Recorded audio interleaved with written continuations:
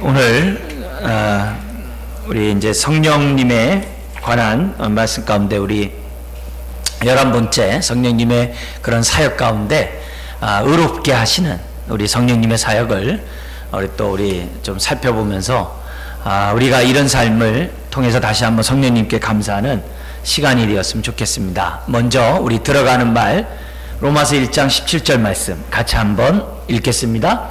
의인은 오직 믿음으로 말미암아 살리라. 너무나도 익숙하고 잘하는 말씀이지만 이 말씀을 깨닫기까지 사람들이 그렇게 오랜 시간이 걸렸던 것을 보게 되고 루터 자신도 자기가 사제임에도 불구하고 이 진리를 못 깨달았어요. 이제 그러던 가운데 그가 로마서 1장 이 17절의 말씀을 깨달음으로 정말 그의 마음에 생명의 빛이 비춰졌고 또 그것을 통해서 다시 한번 이 믿음으로 말미암아 의롭다함을 받는 것만이 구원이라는 사실을 이제 선포하면서 이제 종교개혁이 이루어지게 됐죠. 그러니까 믿음으로 의롭다함 받는다는 이 진리가 너무나도 우리는 익숙한 나머지 그 소중함을 간과하기가 쉬울 수 있는데 이제 그래서는 안 된다는 거죠. 이것은 우리가 사느냐 죽느냐 아주 매우 중요한 그런 진리의 말씀인 것을 기억하셨으면 좋겠어요. 그래서 믿음으로 의롭다함 받지 믿음 외에 무엇을 더하거나 또 행위로서 의롭다함 구원을 의롭다함 받는다는 게 무죄 선언하다 이 말이거든요. 그러니까 그런 의롭다함 받는 것이 행함으로 있는 게 아니라 예수님의 대속의 죽음 때문에 의롭다함 받는다는 사실을 저와 여러분들이 아주 굳건하게 견고하게 우리가 믿어야 된다고 믿습니다. 자, 그 밑에 한번 읽어볼까요? 오직 믿음으로 의롭게 된다는 교리는 재발견은 루터의 생애를 변혁시켰고 개신교 개혁을 가져왔습니다. 그럼 캐톨릭은 어떻다는 거예요? 그렇지 않다는 거죠. 그죠? 그들은 그렇게 얘기하지 않고 심지어는 믿음으로 의롭다함 받은 자가 반드시 어떻게 돼요? 성화, 또 착한 행실, 의로운 행실을 통해서 함께 이렇게 나아가지 않으면 이제 구원이 없다라고 얘기를 하고 있습니다. 그러니까 점진적인 어떤 이런 구원을 얘기하고 있는데요. 근데 그런 게 아니라 우리가 의롭다함 받는 것은 예수님의 대속의 죽음을 믿는 그 자체로 이제 의롭다함 받는다고 하는 이런 교리가 우리 이제 개신교의 이제 중심이 되고 있는 거죠. 그렇기 때문에 우리가 뭐 천주교하고 개신교하고 뭐 형님 아우집이다 그 말 그렇게 하는 게 그게 얼마나 이 정말 이렇게 정말 듣기 참 그런 쉽게 얘기해 거시기 한지 몰라요. 그런 말들은 쓰지 말고 우리들이 분명하게 얘기했으면 좀 좋겠고 지금 사회적으로 말 잘못하면은 고소당하고 또 물지각하고 비인격적이란 말을 들어서 그렇지 우리가 이 구원 진리에 관한 부분에서는 아주 좌우의 날성검을 우리가 붙잡고 있어야 된다는 것을 우리가 좀 망각하지 않았으면 좋겠어요. 제가 말을 부드럽게 하더라도 오직 의인은 믿음으로 말미암아 살리라 이렇게 다른 건 없다 이렇게 여러분이 이렇게 강하게 가시셨으면 좀 좋을 것 같아요. 자, 그러면서 이제 칭의라는 문제에 성령님이 역사를 하는데 우리 칭의에 대한 우리 정의를 한번 좀 살펴보도록 하겠습니다. 두 가지 정의를 한번 볼게요. 첫 번째 정의 시작. 그리스도의 사역과 공로에 근거하여 하나님께서 주 예수 그리스도를 믿는 우리를 의롭다고 인정하며 공언하는 하나님의 법정적인 행위입니다. 그 밑에 것도요. 예수 그리스도의 의에 기초하여 죄인에게 관한 모든 율법적 요구가 만족된 것을 선언하시는 하나님의 재판적 행위이다. 그러니까 우선 여기서 기본적으로 여기 나와 있는 이 정의, 여기 나와 있는 이 칭의의 정의는 법정에서 사용되는 용어라는 것을 우선 1차적으로 아는 것이 중요합니다. 그러니까 하늘 법정에서 하나님이 마지막 심판을 행하시는데 그 심판하실 때 우리 하나님이 예수 그리스도를 믿는 사람을 의롭다고 선언하신다는 거예요. 무죄하다고 선언한다는 거예요. 근데 그 무죄하다고 선언하는 게 저와 여러분들의 착한 마음, 착한 행위 때문이 아니라 누구 때문에요? 예수님 때문에. 예수님 때문에 우리가 의롭다함 받았다라고 하나님이 선언한다는 거예요. 그러니까 하나님이 이 땅에서도 대법원 판결 나면 이제 다 끝나는 거 아닙니까? 근데 이 세상의 가장 큰 마지막 법정이 하늘 법정이거든요. 근데 그 하늘 법정에서 하나님의 그 선언이 뭐냐? 하나님 선언이 뭐냐? 예수 그리스도의 사역과 공로에 근거하여. 이게 중요한 거예요. 근거하여. 여긴 뭐라고 돼 있어요? 예수 그리스도의 의에 기초하여. 기초하여. 다른 게 아니에요. 그래서 주님의 의가 우리에게 전가되는 거. 그래서 우리가 그리스도의 의의 옷을 입었다. 이런 표현도 이제 사용하고 있는 거죠. 그래서 우리가 믿는 그 순간에 하나님 의롭다고 선언한다는 이 사실 앞에서 저와 여러분들이 흔들리면 안 돼요. 옛날에는 내가 확실했는데 지금 잘 모르겠어요. 그렇게 하지 말아요. 지금 내 삶이 엉망으로 살고 내 마음에 뜨거움이 없기 때문에 잘 모르겠어요. 그러지 말고 예수님이 나의 대속의 죽음을 죽으셨다라고 믿으면 그 사람은 신분이 바뀐 줄 믿습니다. 죄인이 아니라 의인이라는 거예요. 이 부분에 대해서는 저와 여러분들이 흔들려서는 안 돼요. 아주 견고한 터 위에 세움을 입었다는 사실을 기억해야 돼요. 자, 그러면서 동시에 이 칭이라는 이 단어가 다른 측면에서 얘기하면 뭐가 되냐면은 우리 에베소서의 우리 2장 1절 이하의 말씀과 연관해서 생각해 볼 때 우리가 어떻게 돼요? 죄인은 어떤 거예요? 하나님과 화목하지 않은 관계, 하나님과 깨어진 관계에 있었다는 거예요. 우리가. 그리고 하나님과 깨어지고 화목되지 않은 관계에서는 어떻게 살았다 그랬어요? 허물과 죄로 죽었고 육신의 소욕대로 육체와 마음이 오는 대로 살았고 세상 풍습을 따랐는데 알고 봤더니 불순종 아들 가운데 역사하는 공주의 권세 잡은 자가 원한 대로 살았다는 거예요. 그게 나의 모습이었어요. 그러나 긍휼에 풍성하신 하나님이 우리와 어떻게 돼요? 예수 그리스도의 피로 말미암아 저와 여러분들을 화목하게 하셨어요. 깨어진 관계가 회복되게 하셨어요. 그래서 우리가 이 칭이라는 이 사실을 우리가 생각할 때 어떻게도 얘기하면 법적인 선언이다 와 동시에 반대말로 다른 측면에서 뭐라고 봐야 되냐면 이제는 하나님과 깨어진 관계가 아니라 회복된 관계가 되었다. 다른 말로 하면 하나님의 자녀가 되었다라고 하는 그 믿음을 저와 여러분들이 가지셔야 하는 거죠. 그래서 우리가 이 칭이라는 이 단어는 관계가 회복되었기 때문에 칭이와 함께 동시에 시작하는 게 뭐예요? 그게 성화예요. 의롭다함 받는 그 순간에 우리는 의의 삶을 살게 돼 있어요. 칭의한 다음에 한참 있다가 성화의 삶을 사는 게 아니라 칭의와 함께 성화의 삶을 사는 거예요. 동시적이에요. 순서적으로는 칭의가 먼저죠. 그렇지만 동시적으로 출발한다는 사실을 잊어서는 안 돼요. 그래서 내가 깨어진 관계가 아니라 회복된 관계다. 그러면 우리가 어떻게 돼요? 하나님을 섬기기를 그 즉시 하는 거예요. 하나님과의 친밀한 관계를 유지하는 걸 그 즉시 하는 거예요. 이 의롭다함 받은 사람이에요. 하나님의 자녀가 되면 자녀의 권세를 그 즉시 누리는 것이라는 사실을 기억해야 돼요. 그리고 여기 나와 있는 정의로 얘기한다면 어떻게 돼요? 하나님이 나에게 무죄 선언했어. 그럼 더 이상 어떻게 해야 돼요? 사단이 율법을 통하여 죄와 죄책감을 주더라도 저와 여러분들은 죄와 죄책감에 빠질 이유가 없죠. 왜요? 우리는 하나님이 무죄하다고 선언했기 때문에, 주님의 의가, 그리스도의 의가 나에게 전가되었기 때문에 우리는 깨끗한 의의 옷을 입은 사람으로서 저와 여러분들이 확신하는 그런 자세를 가져야 한다는 거죠. 다음에 우리 한번 볼까요? 이렇게 칭의를 우리가 믿음으로 의롭다함 받는 증거 규절이 성경에는 많아요. 우리 한 4가지만 좀 살펴볼게요. 첫 번째, 우리 로마서 3장 20절 28절 시작. 그러므로 사람이 의롭다 하심을 얻은 것은 율법의 행위에 있지 않고 믿음으로 되는 줄 우리가 인정하노라. 행위가 아니라 믿음으로 된다는 것을 얘기하고요. 어떤 믿음이요? 예수님이 내 죄를 대신하여 죽으셨다는 그 믿음. 자, 로마서 4장 5절 시작. 이를 아니할지라도 경건치 아니한 자를 의롭다 하시는 이를 믿는 자에게는 그 믿음을 뭐로 여겨요? 의로 옳게 여기시나니. 아브라함이 의롭다함 받은 이유가 뭐예요?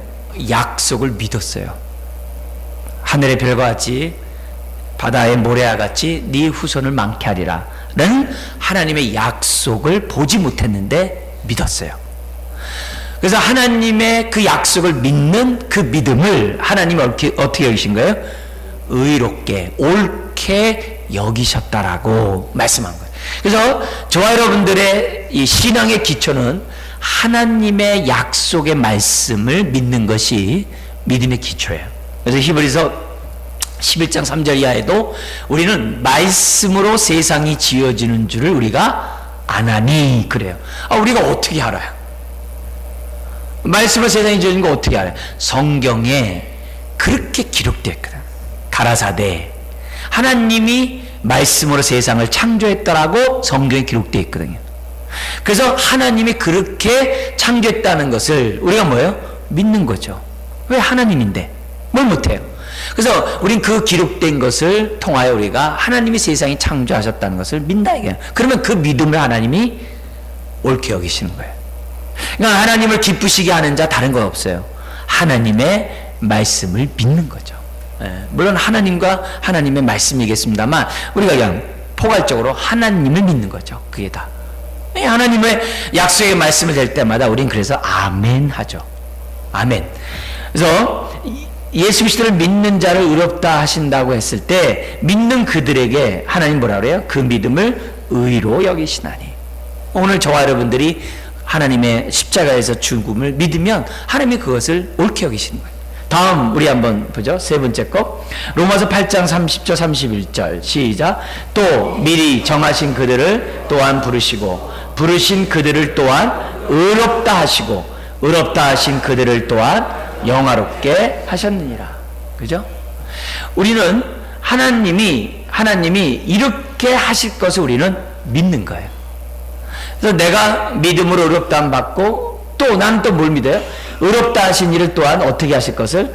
영화롭게 하실 것을 나중에 최후 구원의 완성이 이룰 것을 저와 여러분들이 뭐냐면 믿는 거예요.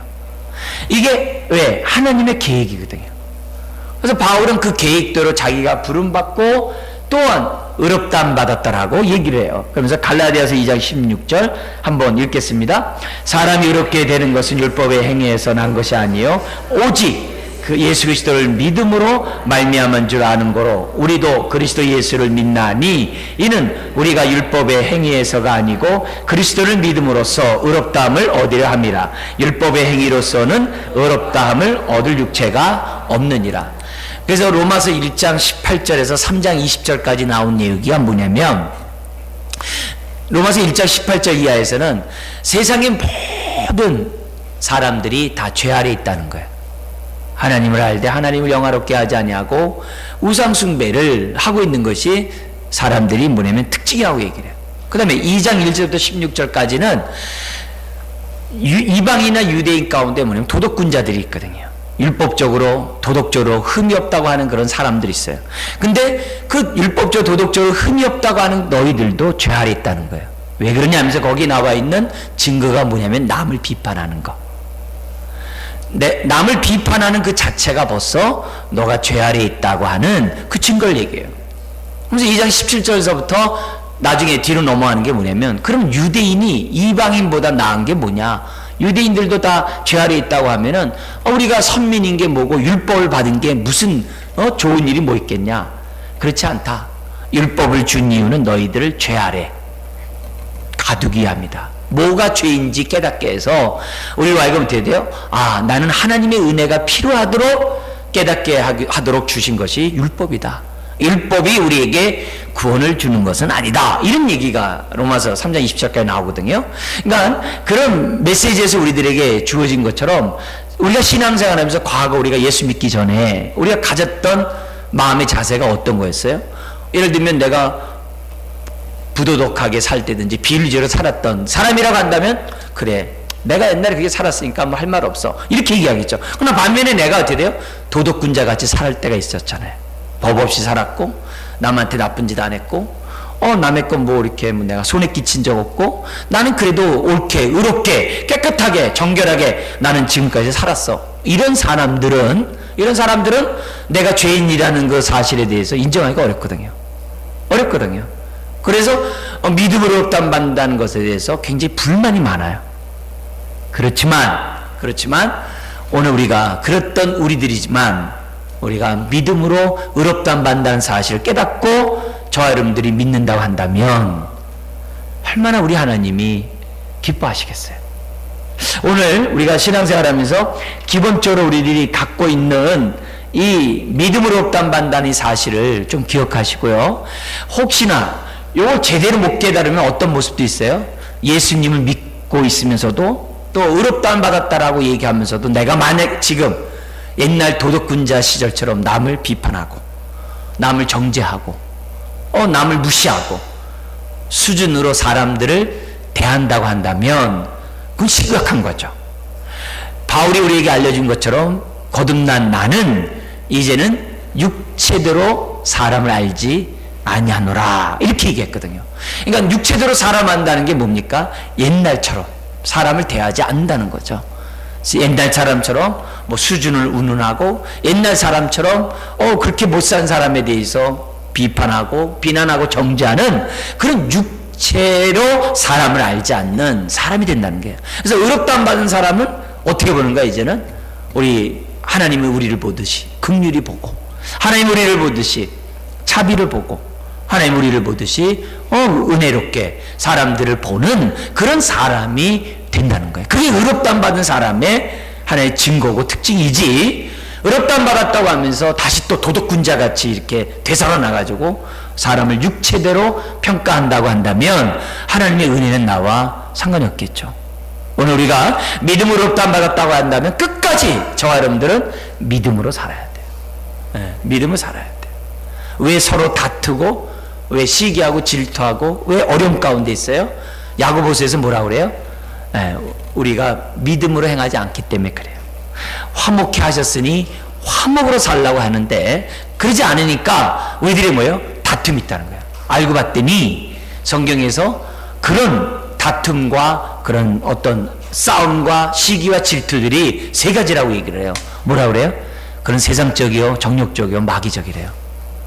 그러니까 우리가 나도 모르는 사이에 의롭다함 받았다고 하면서 옛 생활 습관처럼 마귀적 노릇할 수 있어요.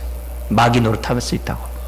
그러니까 우리들이 어떻게든지 간에 우리가 뭐예요? 은혜롭게 서로를 보고 어떻게든지 간에 우리가 정죄하지 않고 판단하지 않는 이런 자세의 모습을 우리가 하나님 안에서 저와 여러분들이 갖춰 나가야 돼요.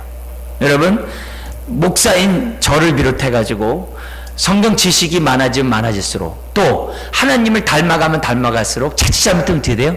교만하여 사람들을 그러지 못한 사람들에 대해서 정죄하고 판단할 수가 있어요. 은혜가 떨어지면. 여러분, 그러지 않도록 저와 같은 사람을 위해 기도하고 여러분 자신들 위해서도 기도하셔야 돼요.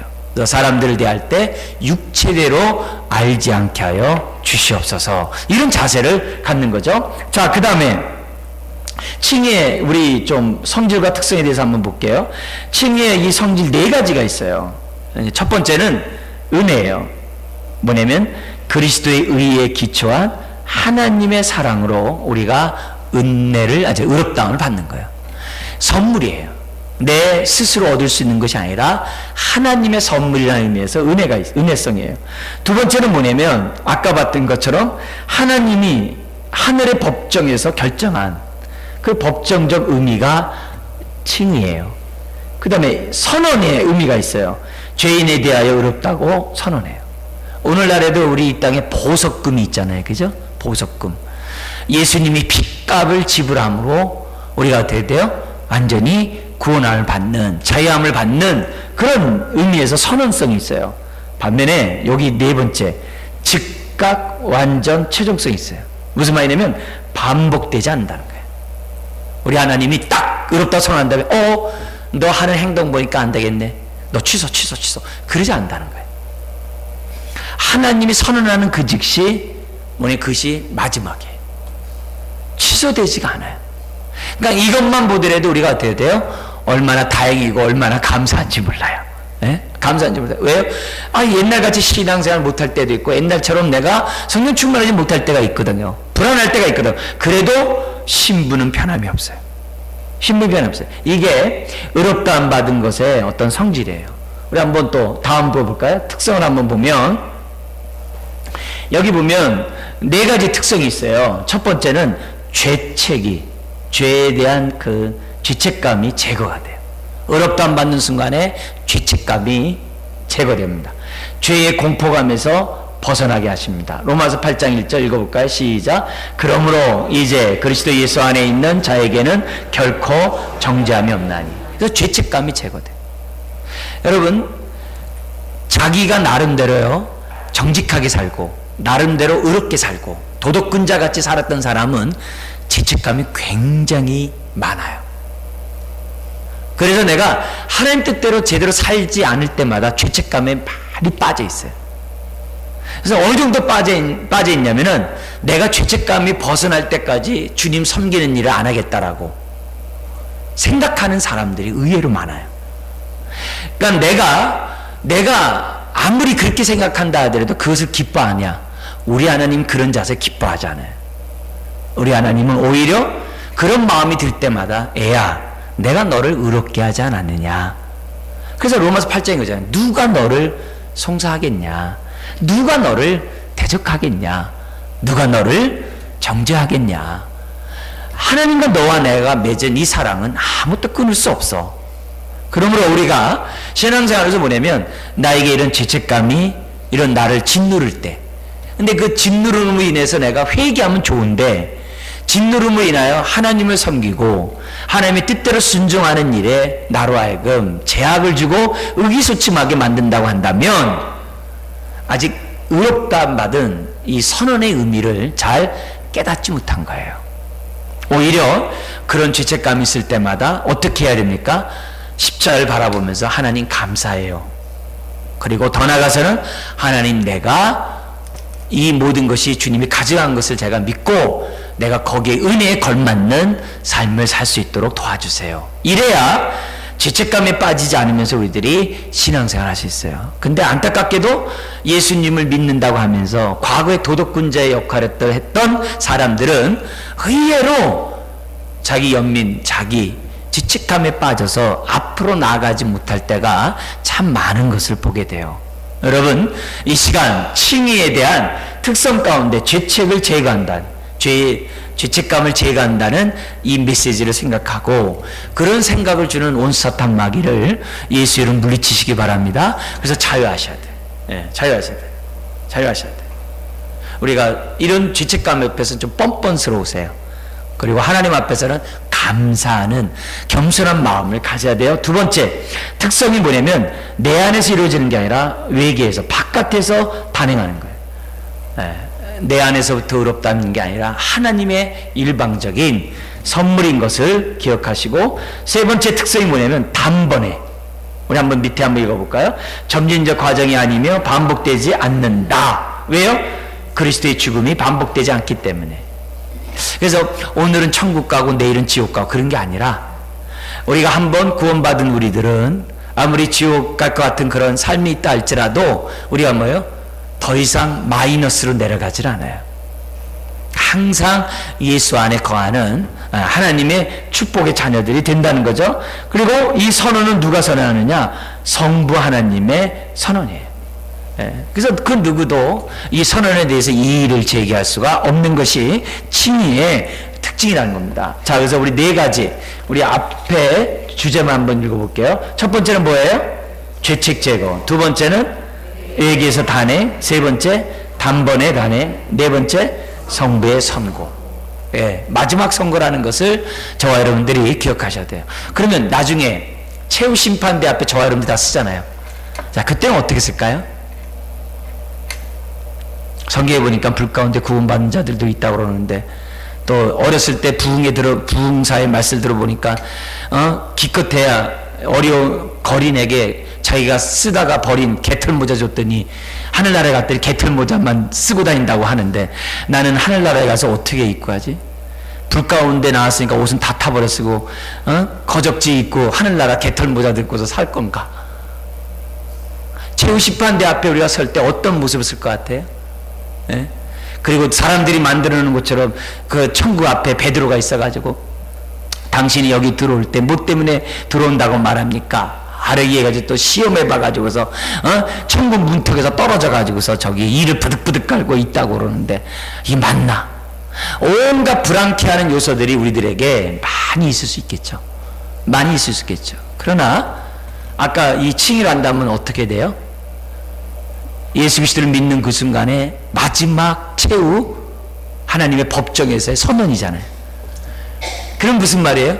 천국 가가지고 마지막 최후 심판 때 하나님이 번복하시겠어요?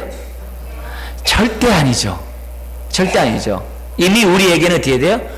최후의 심판이 믿는 그 즉시 우리에게 이뤄진 사람들이에요. 그래서 그럼 심판대 앞에서 우리는 뭐 하는 거예요? 하나님으로부터 받은 정말 면류관 수없이 받은 하나님의 그런 축복들, 그런 것들을 어떻게 해야 돼요? 다 면류관도 벗어서 주님 발 앞에 다 내려놓고 모든 것이 하나님의 은혜였음을 고백하고 감사합니다. 주님 영광 받아주소서. 이렇게 하겠죠. 그러니까 최후 심판대 그 자리는 우리에게 어떻게 돼요? 기쁨의 자리고 즐거움의 자리라고 유다서 24절에 얘기를 해요. 그러니까 우리가 너무 이렇게 겁줘가지고 성도들을 갖다가 이렇게 너무 이렇게 레프트 라이트 해가지고 정신 못 차리게 하는 게 좋은 것 아니에요. 근데 왜 그렇게 하느냐? 너무 생각 없이 사니까. 예수님을 믿고 의롭다함 받았으면 좀 의의 삶을 살아야 되는데 멋대로 사니까 목회자가 어떻게 돼요? 벚꽃도 한번 날리고 라이트도 한번 날리고 그러는 거예요.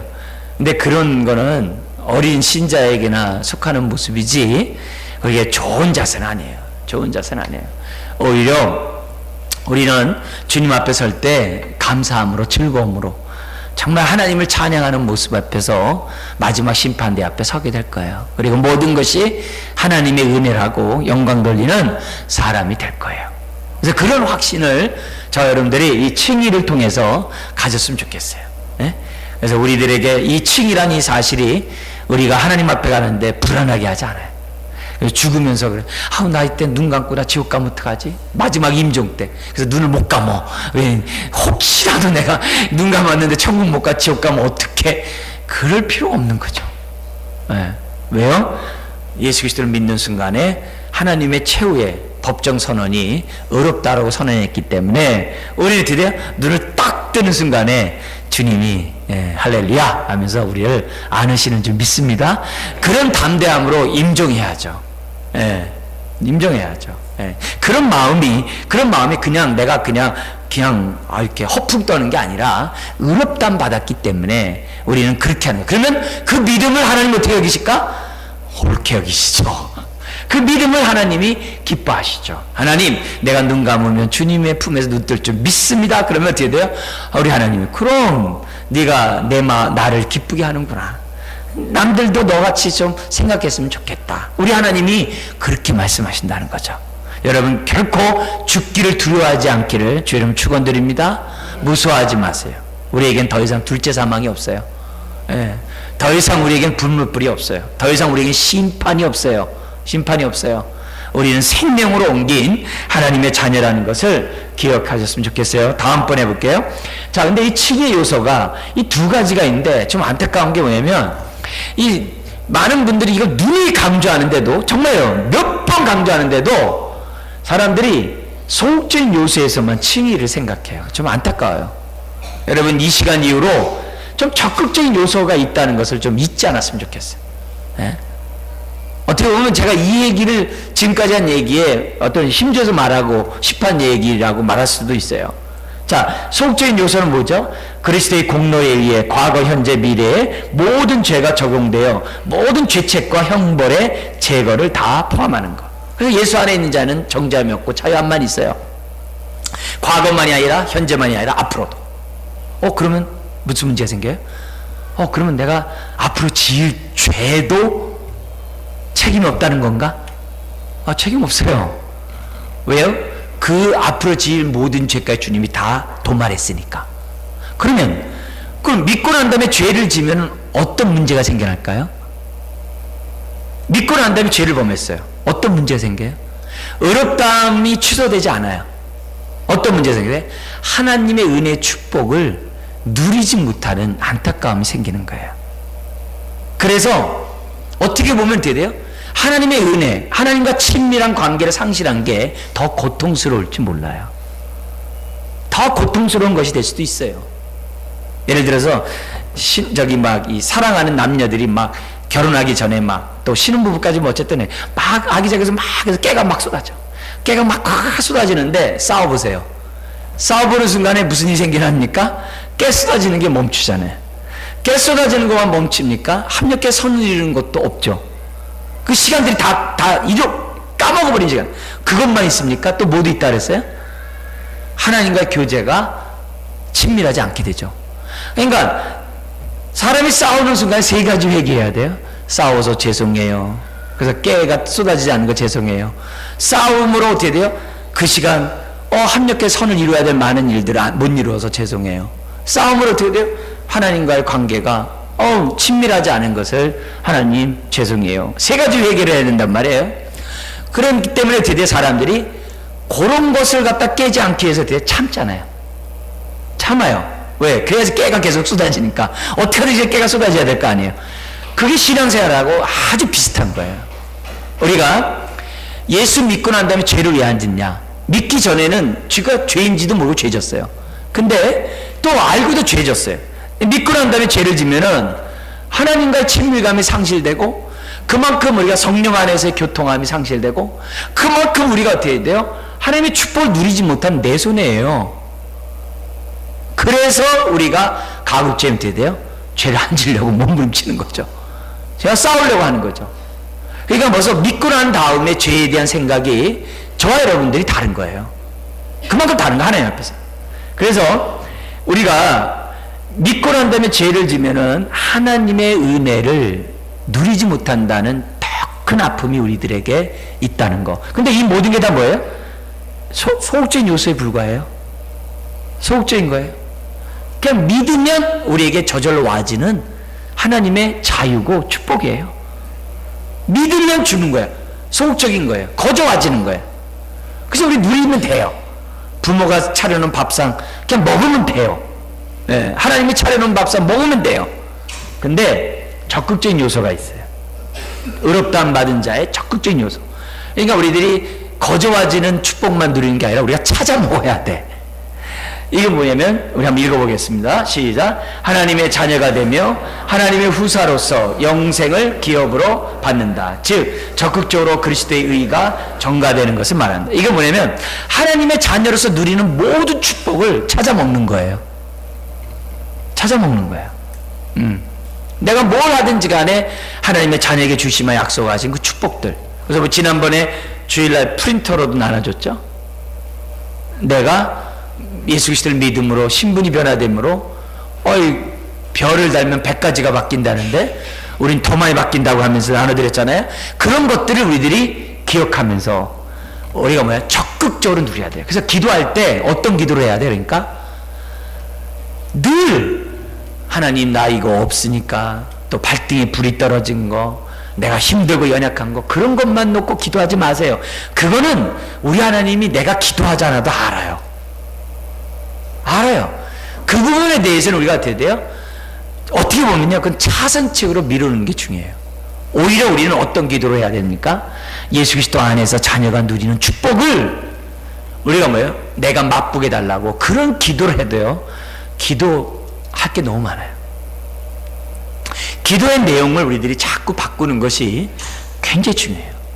예를 들면 이런 것도 마찬가지예요. 내가 어려운 일이 있어요, 힘든 일이 있어요, 기도했어요.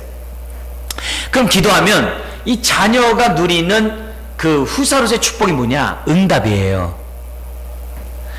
자녀이기 때문에 하나님은 들어주시고 응답해 주세요. 그래서 기도할 때 이렇게 하는 거야. 발등에 불이 떨어진 문제 있어요. 하나님, 발등에 불이 떨어진 문제 해결해 주세요. 이렇게만 기도하지 말고 어떻게 기도해야 되는 거예요? 하나님, 내가 자녀잖아요. 그리고 하나님은 내 기도에 응답하신다라고 약속하셨잖아요. 지금 나 발등에 불 떨어졌어요. 뭐 하세요? 이렇게 이왕이면 기도를 하더라도 좀 바꿔서 내가 하나님의 자녀됨에 신분을 가지고 기도하는 자세가 필요해요. 여러분, 제가 이런 얘기를 누를 얘기해도 여러분 생각이 지금 의롭다함 받은 자로서의 그러한 적극적인 요소 속에서 내가 생각하지 않으면 그건 안 돼요. 여러분, 그만큼 내가 어떻게 돼요? 그 특권을 못 누려요. 예? 우리나라에 보험도 있잖아요. 보험 약관에 따라서 이게 신청하면은 거기에 대한 혜택이 다 오잖아요. 그죠? 그래서 철저히 우리가 찾아 먹잖아요. 신청 안 하면 못 찾아 먹겠죠. 마찬가지예요. 예수 그리스도 안에서 우리에게 주신 그런 축복들을 우리가 어떻게 돼요? 잘 알고 하나님께 신청하는 거예요. 하나님, 나에게 약속하셨잖아요. 나에게, 자녀에게는 기도를 들어주시겠다라고 하나님이 약속하셨는데, 하나님, 하늘에 계신 우리 아버지요, 나에게 응답해 주십시오. 그래서 이 자녀로서 누리는 이런 적극적인 특권의 요소들을 우리가 뭐예요? 누려야 한다는 거예요. 그래서 왕의 자녀라고 그러죠. 왕의 자녀. 하나님의 자녀의 이 권세를 저와 여러분들이 뭐예요? 사용해야 돼요. 그래서 우리가 열면 닫을 자가 없는 거죠. 우리가 닫으면 열 자가 없는 거죠. 그만큼 우리가 하늘나라에 천국의 열쇠를 갖고 있다는 것을 생각하고 하나님 앞에 기도하는 자녀가 되어야 될 줄 믿습니다. 이걸 사용하면은 보험 약관에 있는 것 다 찾아먹는 거고, 사용하지 못하면 다 상실하는 거죠. 아무 혜택이 없는 거죠. 오늘 우리들이 의롭다함 받은 자가 누리는 소극적인 요소만이 아니라 적극적인 요소가 됐으면 좋겠어요. 그래서 여러분 잘 아시잖아요. 여러분 자녀 돈 버는데 도움이라 줬습니까? 그렇다고 부모에게 마음에 드는 행동을 합니까? 그런데도 뭐라 그래요? 등록금 나왔어요. 또 그러잖아요. 다른 거 없죠. 등록금 나왔어요. 또 뭐냐? 부모님 나 돈 필요해요. 지금 나 어려운 일 있어요. 얘기하잖아요. 그러면 어떻게 돼요? 부모는 자녀에게 그런 의무를 다 하잖아요. 우리 아버지도 자녀에게 그 의무를 다 하세요. 아멘? 그러면 하나님이 그걸 찾으면 하나님이 싫어하실까요? 제일 똑바로 살지도 못하면서 구할 것은 그러지 않아요. 오히려 뭐라고 그래요? 나한테 구하는 것에 대해서 하나님이 기뻐하세요. 야, 네가 드디어 믿음 생활하는구나. 네가 드디어 내 기쁨을 하는구나. 그래, 내가 네가 원하는 거 나도 원한다. 네가 얻기로 원하는 거 내가 사실 너에게 먼저 소망을 준 거야. 빌립보서 2장 13절. 내가 먼저 소망을 준 거야. 그리고 네가 드디어 내가 너에게 준 소망에 따라 네가 기도했구나. 너 참 잘했다. 하나님 이러시지. 따르게 얘기하지 않았어요. 아멘? 이게 바로 뭐냐면 칭의예요. 다음번에 한번 볼게요. 우리 한번 여기 굵은시 우리 한번 읽겠습니다. 시작. 칭의를 단지 나의 죄가 용서받았으며 타락 이전에 아담의 상태로 회복되는 것을 의미하는 것으로만 생각해서는 안 됩니다. 그러면 앞으로 삶은 어떻게 된다는 겁니까? 우리는 아담 그 이상의 상태가 된 겁니다. 아담은 그리스도를 적극적인 의를 소유하지 못했습니다. 그러나 모든 그리스도인들에게는 다 주어졌습니다. 밑에 한번 더 읽게요. 칭의는 용서 그 이상임을 알아야 합니다. 주님의 완전하고 흠없는 의의 옷을 입은 것입니다. 이게 바로 칭의라는 것을 알고 우리가 뭐예요? 흔들리지 않았으면 좋겠어요. 다음 보죠. 성화의 차이가 있어요. 제가 앞에 읽으면 여러분 읽어주세요. 칭의가 하나님 아버지의 사역이라면 성화는 성령의 사역입니다. 칭의가 우리와 법정에서 발생했다면 성화는 우리의 내적인 생명에서 발생합니다. 칭의는 죄의 책임을 제거하는 것이며 성화는 죄의 오염을 제거하고 하나님의 형상을 우리 안에 새롭게 하는 것입니다. 칭의는 결코 반복되지 않는 단 한 번의 영원한 행위이지만 성화는 계속적인 과정입니다. 근데 칭의와 성화가 어떻게 돼요? 동시에 출발한다 그랬어요. 이거 잊으면 안 돼요. 동시 의롭다함 받는 순간에 의의 삶을 살게 돼 있어요. 그 의의 삶을 성화라고 그래요. 성화라고 그래요. 자, 다음 우리 한번 볼게요. 자, 칭의는 어떻게 발생하는가 마무리 한번 좀 볼게요. 첫 번째는 하나님의 전적인 행위라는 거. 이거 잊지 않았으면 좋겠어요. 의롭다함 받은 거, 구원받는 거 우리의 행위가 아니에요. 그럼 오직 믿음으로 의롭게 되었다고 했을 때 그 믿음은 무엇인가? 믿음으로 의롭다함 받는다 그랬잖아요. 그래서 믿음과 칭의의 관계를 볼게요. 1번 믿음으로는 믿음에 의해서로 이해합니다. 즉 믿음은 도구라는 겁니다. 하나의 수단에 불과하다는 거죠. 단지 도구로서 그것에 의해서 하나님께서 나에게 주시는 그 의를 우리는 받을 수 있는 것입니다. 믿음으로 없다함 받는다 그래서 믿음이 주체가 아니라는 거예요. 하나의 통로고 하나님의 은혜가 주체죠. 왜? 하나님의 행위니까. 두 번째 우리 볼까요? 다음 페이지 볼게요. 한번 읽겠습니다. 믿음은 칭의의 근거가 아니라 우리에게 전가시킨 주 예수 그리스도의 의입니다. 우리의 믿음이 아니라 그리스도께서 우리의 의입니다. 우리를 구원하시는 것은 주를 믿는 나의 믿음이 아니라 주님 자신입니다. 그러니까 그래서 왜 이렇게 얘기하냐면 믿음? 그래서 내가 믿음 가진 것에 대해서 자기가 또 자랑하는 사람이 있어요. 바로 내가 갖는 이 믿음을 자기의 선택, 의지, 결정에 거예요. 그래서 자기가 구원받고 안 받고 자기 선택이 여기에 달려있다라고 주장하는 사람들도 있어요. 그게 아니라 모든 우리의 칭의의 근거, 그 원칙은 우리 그리스도의 의라는 것을 설명하는 거예요. 세 번째 우리 한번 읽어보겠습니다. 믿음은 전적으로 하나님의 은혜요 선물입니다. 그러므로 우리는 우리 자신이나 우리 믿음이 아니라 예수 그리스도 안에 있는 의만을 바라봐야 합니다. 그래서 우리는 날마다 그리스도의 의로 옷 입는 거예요. 네. 의로 옷 입는 거예요. 그래서 나는 내가 볼 때 되게 남루하고 초라하고 막 더럽고 막 내가 보더라도 마음이 안 들어요. 근데 예수님의 보혈의 피를 의지하고 아버지께로 갔더니 하나님이 나를 보고 되게 너무 기뻐하시는 거예요. 그럼 나를 꼭 안는 거예요. 근데 내 마음속에 나 지금 더럽고 막 뭐가 잔뜩 묻었는데 왜 나를 안으시나? 하나님 안 보이시나? 내가 이렇게 지저분한데? 근데 우리 하나님의 눈에는 그리스도의 의의 옷을 입은 모습만 보일 뿐이에요. 그 안에 우리의 모습이 더럽고 정말 내가 보더라도 마음이 안 들어도 우리 하나님은 내 모습 보지 아니하고 그리스도의 의의 옷을 입고 입은 나의 모습을 보신다는 거예요.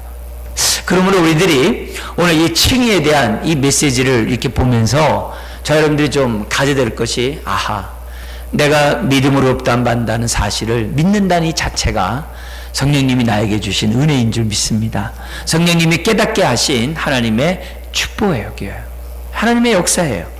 그래서 내가 이런 의롭다함 받은 이 사실로 우리가 감사하고 저 여러분들 어떻게 돼요? 보다 더 적극적으로 하나님 앞에 의를 행사하는 하나님의 자녀가 되야 될 줄 믿습니다. 그러기를 다시 한번 주의 이름으로 축원드립니다. 기도하겠습니다. 하나님 아버지, 구원받을 수 없는 허물과 죄로 죽었고 세상의 풍습을 쫓으며 사단이 원하는 대로 불순종했던 우리들에게, 마음과 육신이 원하는 대로 삶으로 하나님의 진노 아래 있었던 우리들에게 그리스도의 의가 우리에게 전가되게 하시니 감사합니다. 믿는 자에게 그리스도의 의의 옷을 입혀주시니 감사합니다. 아버지 하나님, 우리가 주님 앞에 설 때 믿음으로 서게 하여 주옵소서, 당당하게 서게 하여 주옵소서, 기쁨으로 서게 하여 주옵소서, 즐거움으로 서게 하여 주시옵소서. 나는 비록 연약하나 아버지 하나님이여, 예수 그리스도의 의의 옷을 입을 때 우리는 강할 수 있음을 고백합니다. 아버지 하나님, 우리가 죄와 지책에서만 제한받는 것이 아니라 하나님의 자녀다움을 누리는 자녀들이 되기를 원합니다.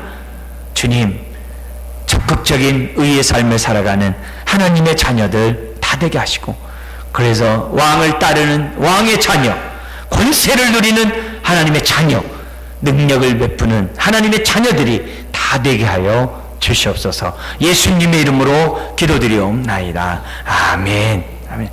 우리 주어진 말씀 생각하면서 이 1, 2분 우리 한번 합심해서 다 같이 기도하겠습니다. 하나님 아버지, 믿음으로 의롭다함을 받게 하시니 감사합니다.